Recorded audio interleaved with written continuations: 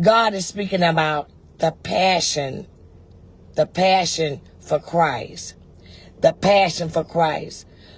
You have to make sure that life don't get so busy that you forget about the passion for the Lord. Some of you had such a fire for God, the zeal of God. And now you just burnt out because life has gotten you on the fast track now. You got to get up, you go to work. You got to get up, you go to school. You got kids, you got marriage, you got a home to take care of. You got this, got that. You got bills, we all have priorities. But who do you think, first of all, got you up this morning? Who do you think gave you that job that you're going to? Gave you that business that you opened up? Gave you them children that it was once upon a time you were praying to God for? Gave you that husband or that wife that you once upon a time you prayed to God for? Financially increased you when you were broker than I don't know what. And now, because you got the job, you got the position, you got the husband, you got the wife, you got the kids, you got the whatever, you got the house, you got the car, whatever you got, now God is on the back burner. This morning he's saying be very careful, because he can remember when you were broke, when you were destitute, when you were begging for bread. Be careful how now some of you are so high and minded that you have forgotten about the King of Kings and the Lord of Lords, who even got you this. You're looking at the material things now. Now I'm so busy, I don't need to pray as much. You just get up and jump up and start your day.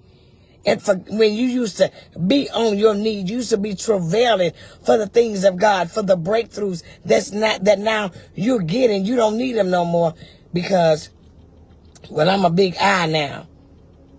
I run me now. God is speaking about grace this morning and the passion of Christ. Don't ever forget that your life does not belong to you. Because just like that, you can walk into a Job experience. One morning you can wake up and everything gone. That house you worked for burnt down to the ground.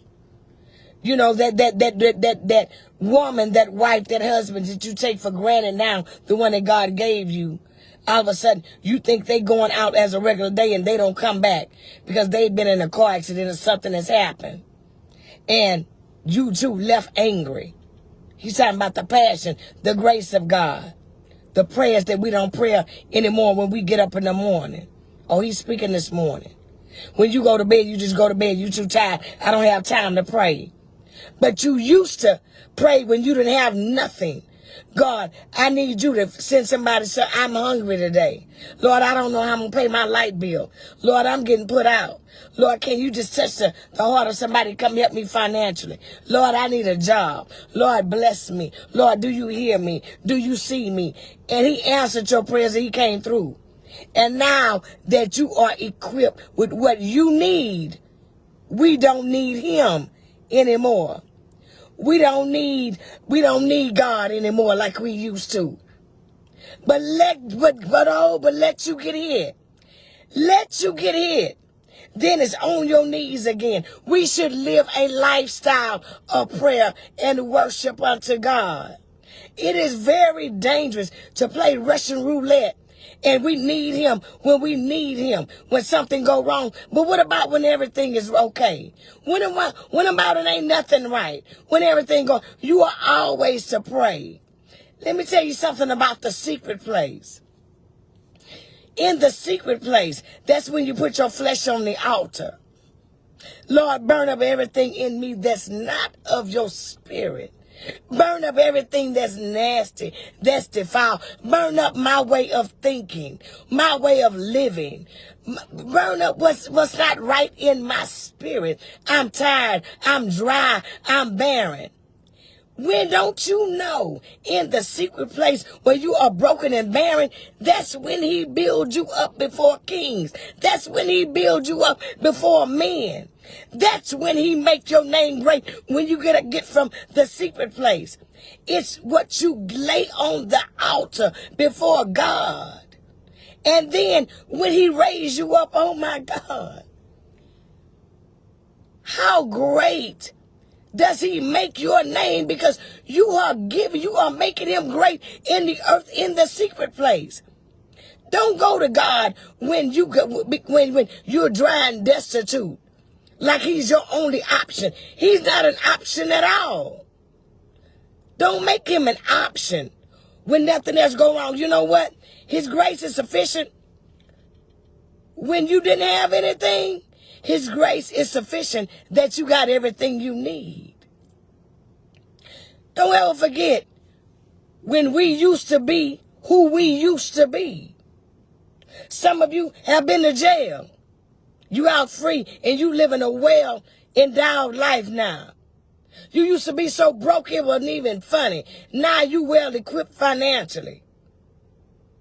God, you couldn't have a baby to save your life, but now God bless you with children. Some of you are grandparents. When back then, the doctor would tell you couldn't even have children. Don't ever forget, we are to feed others that's around us. But see, we're so busy making a living. Oh, I got to get up. I got to be to work for 5. But you forgot to get up at 4 to get on your knees and give them praise, worship, and honor. Yeah, my family is good. What about their neighbor family? What about them people that just lost their child? What about them people whose house is burned up not too long? They don't have nowhere to go. They don't have nothing. What about that person you grew up with? Now they mentally messed up. Who's praying for them? But see, I'm okay. My mama good. My family good. My child is okay. Get hit. Get hit and see how quickly your life can turn inside out in a twinkling of an eye. Don't ever forget the grace and mercy that God has given you.